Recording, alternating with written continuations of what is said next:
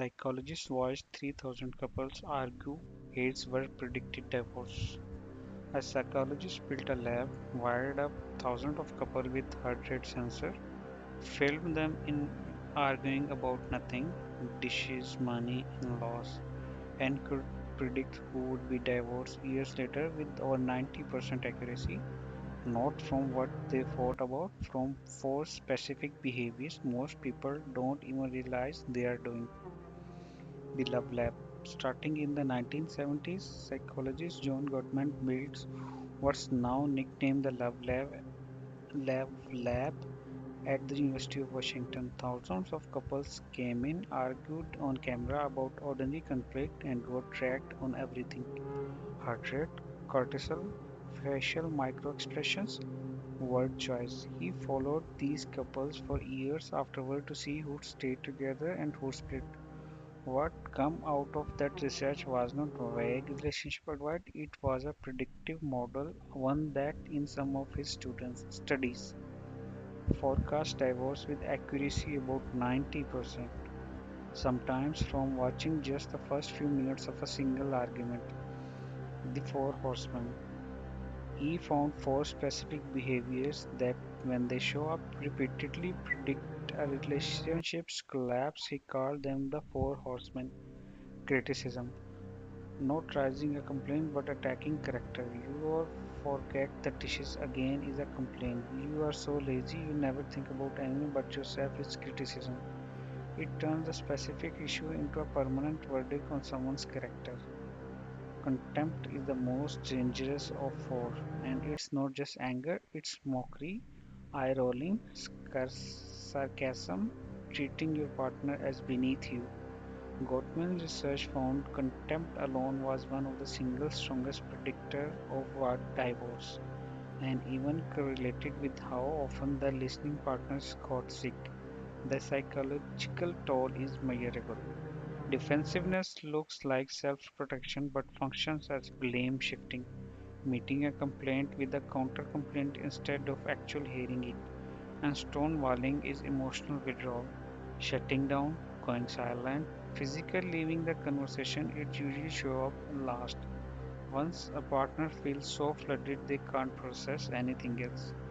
Together, Gottman named the pattern this create the distance as isolation cascade, each horseman making the next one more likely until partners stop repairing and start just enduring. The twist nobody expect. Here's the part that surprises almost everyone who hears about this research for the first time. Every couple exhibit these behaviors sometimes, including the happy, stable ones. Gottman's data showed the four horsemen were not what separated couples who lasted from couples who didn't. What separated them was repair.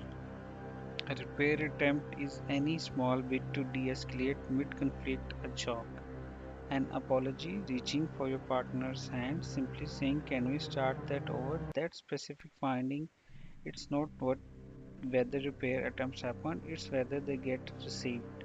A couple heading for divorce will make the same bid for repair as a happy couple, but the partner won't notice it or will reject it.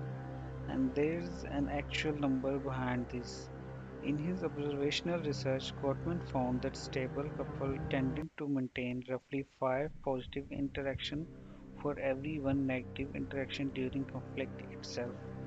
Not outside of it, but woven into the argument, the ratio, not the absence of conflict, is what showed up again and again in the couples who stayed together. What's this matter more than communication better? Most relationship advice says communication better, which is true but useless. It does not tell you what to actually do differently. Gottman's research gives you something more specific. A gentle startup instead of opening a hand conversation with blame. You never help around here. The researcher backed version separates the situation from the accusation. Describe what happened, say how you felt, state what you need. When the kitchen was left messy this morning, I felt overwhelmed because I was already running late. I need us to find a system that works for both of us. It sounds small, but Goldman's data suggests How a conflict conversation open in the first few minutes is one of the strongest predictor of how it ends, which is part of why his prediction model could work from watching so little footage in the first place. What to actually do with this? If you recognize your relationship in the Four Horsemen, the takeaway is not panic, it's that even Gottman's happiest couples show these patterns sometimes. The actual signal to watch for is contempt specifically, since it's the one most tied to long-term breakdown and whether repair attempts are landing, not whether fights happen at all. Practically notice when you are turning a complaint into a character attack and catch his notice if you are the one deflecting a partner's small bit to reconnect mid-argument and if you are the one making repair bits that keeping getting mistakes. That pattern, more than the conflict itself, is worth naming out loud. Nobody fights their way out of relationships in one bad argument. Gottman, Gottman decades of footage show it's a small, repeated pattern, criticism sliding into contempt, bids for repair going unnoticed, that quietly decides the outcome, long before either person consciously realizing realizes it's happening. That's it.